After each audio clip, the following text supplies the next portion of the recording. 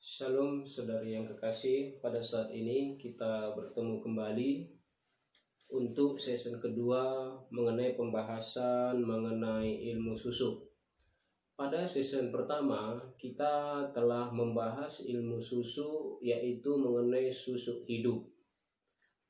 Pada sesi kedua ini kita akan membahas mengenai ilmu susuk mati.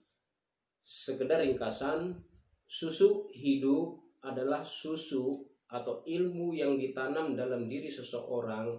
Dia misalnya kita tanam di tangan sebelah sini atau di kening, dia tidak tinggal tetap, dia bisa pindah, dia bisa bergerak, dan dia hidup. Itulah dikatakan mengapa itu jenis susu hidup. Pada season kedua ini kita membahas yang namanya susuk mati.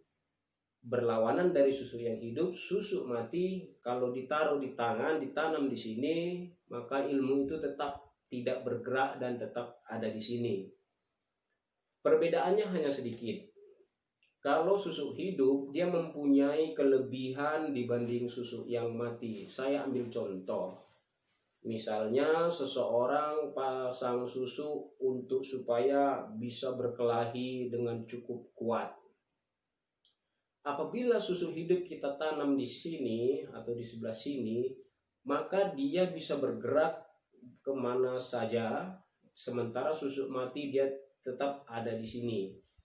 Perbedaannya, kelebihan orang yang memasak susu hidup daripada susu mati lebih unggul susu hidup, karena dia punya kelebihan yang tidak dimiliki oleh orang yang memasang ilmu susu mati. Susu hidup mempunyai kelebihan, diantaranya dia tahan racun. Contoh misalnya, tapi bukan racun kimia ya, seperti baygon dan lain-lain, tidak racun seperti itu. Maksudnya racun dengan magic ya, dengan ilmu juga dia bisa tahan. Setidaknya dia bisa mendeteksi apabila di dalam makanannya ada racun. Sementara susu yang mati tidak mampu mendeteksi hal tersebut. Keunggulan yang kedua, susu hidup di saat dia akan berkelahi atau adu kekuatan dengan orang lain, dia mampu mendeteksi akan kalah atau tidak. Tandanya adalah apabila dia akan kalah untuk berkelahi dengan orang lain, maka susu itu akan menjadi sangat gatal. Nah, apabila dia sangat gatal, maka orang tersebut biasanya akan mundur.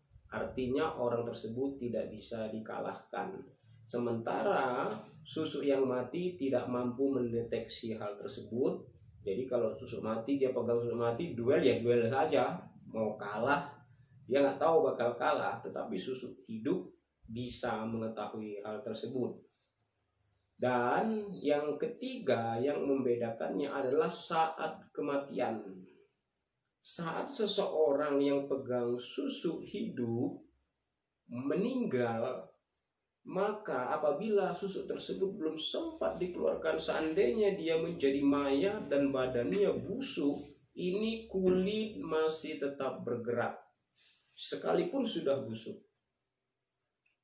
Jantung masih tetap bergerak sekalipun sudah busuk, tetapi itu bukan nyawa orang, itu adalah iblis yang menguasai susu hidup tadi.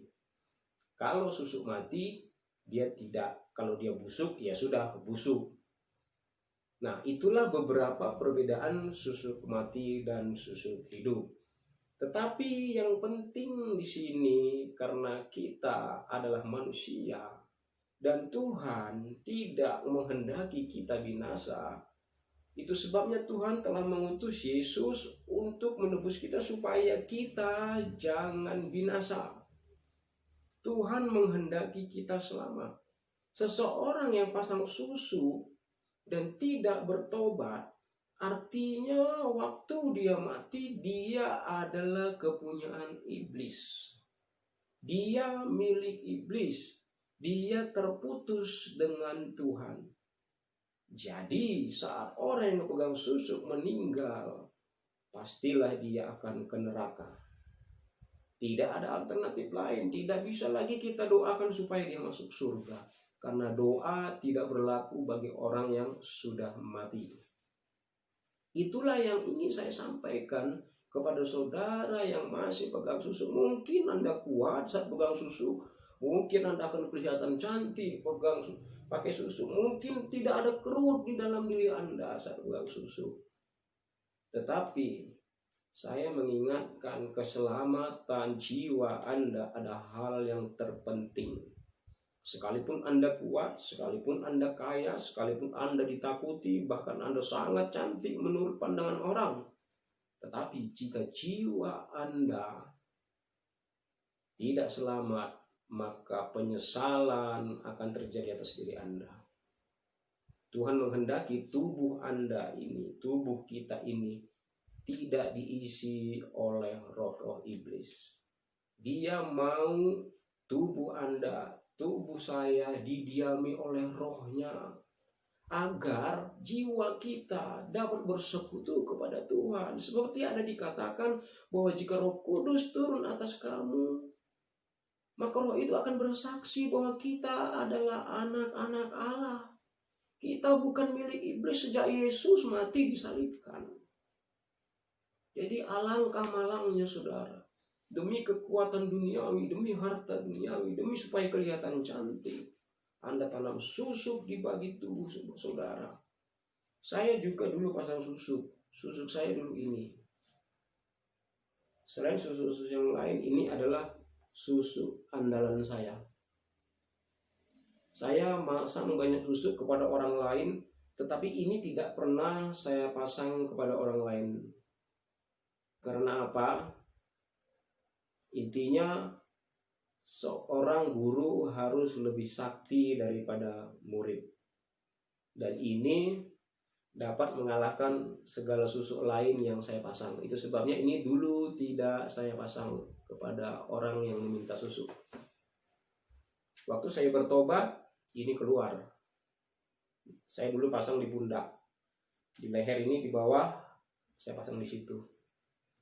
Nah, tetapi saat ini saya sudah menjadi hamba Tuhan, saya memberitahu ini semua bahwa di dalam susuk itu ada roh iblis. Yang mungkin saat Anda memasang susuk, pasti Anda diberitahu nama roh tersebut, diberitahu cara mengeluarkannya, atau suatu saat Anda tidak ingin menggunakannya lagi, dikasih mantra untuk supaya dia keluar, dan di situ ada nama roh itu. Anda juga akan diberitahu pantangannya, jangan begini, jangan lewat jemuran, jangan makan ini, jangan makan ini.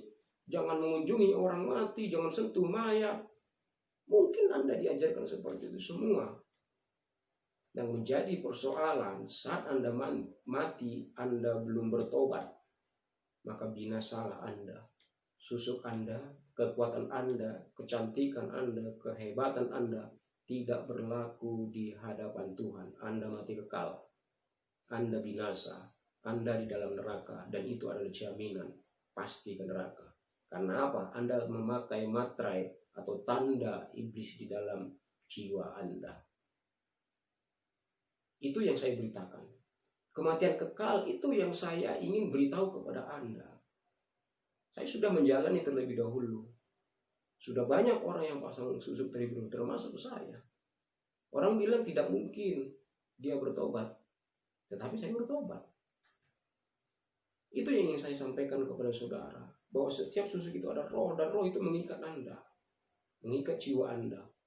Sebelum Anda mati dan Anda belum sempat bertobat, maka Anda akan ke neraka.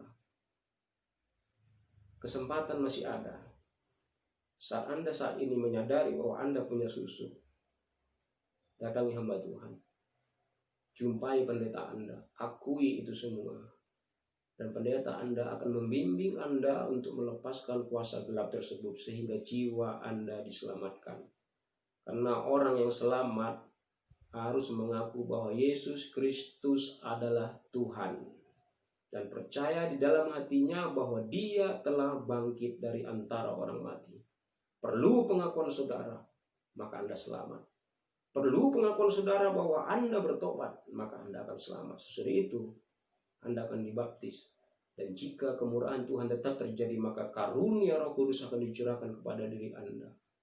Nah, saat karunia itu turun, tahukah saudara bahwa roh yang diam di dalam kamu lebih besar dari segala roh yang ada di dalam dunia ini.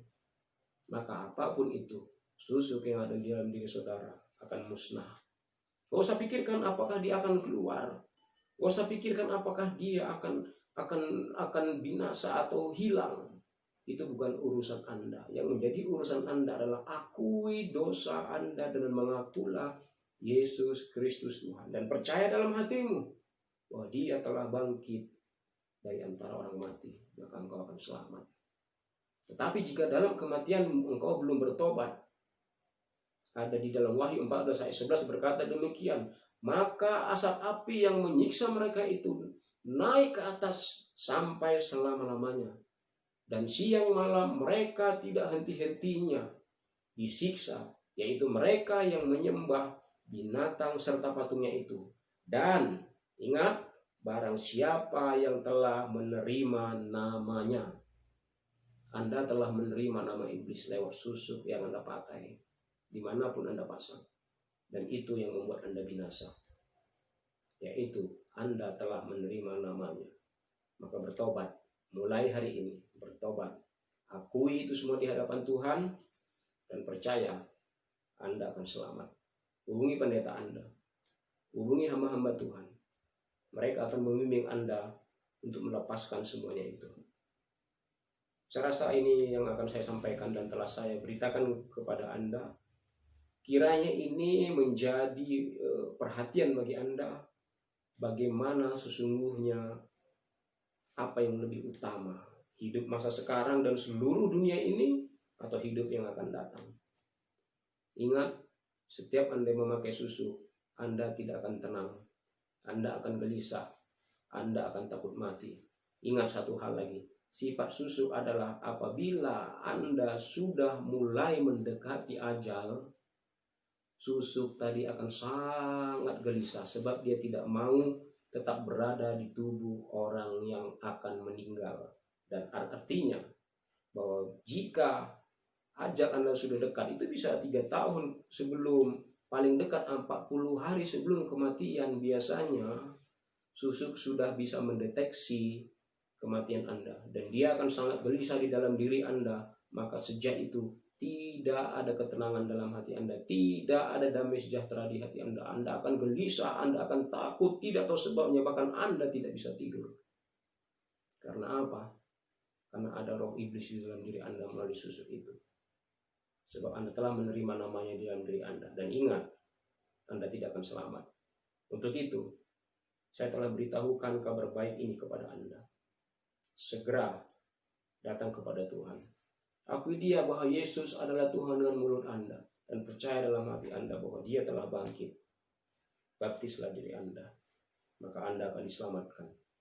Semua itu akan binasa, semua itu akan lepas. Tetapi kasih Kristus, penyertaannya akan ada sampai selama-lamanya. Kiranya ini boleh menjadi berkat bagi Anda, boleh berkat bagi orang lain. Silakan share YouTube ini, silakan share channel ini. Mungkin banyak orang lain yang ingin mengetahui, mungkin banyak orang lain yang ingin kabar baik ini mereka terima. Dan saksikan video-video berikutnya, kita akan membahas mengenai roh-roh, kita akan membahas banyak hal lagi. Kiranya Anda boleh subscribe channel ini dan bagikan, mungkin banyak saudara-saudara, teman-teman kita, keluarga kita yang membutuhkan penjelasan hal ini. Kiranya ini boleh menjadi berkat bagi Anda dan saudara. Shalom dari kami, tim Rumah Misi Petra. Tuhan Yesus memberkati.